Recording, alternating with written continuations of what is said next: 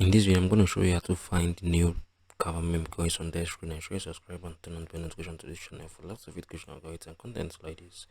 Now, once I will log into your Dex, what you're going to do now, you're going to click on this new page, right? Once I clicked on it, wait for it to open. Once it has opened, you're going to be able to access and see the newest memecoins that have been launched here on the Kava chain, right?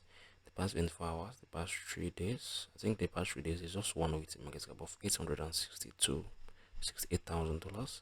In the past 7 days, I think, let's see if there's something here.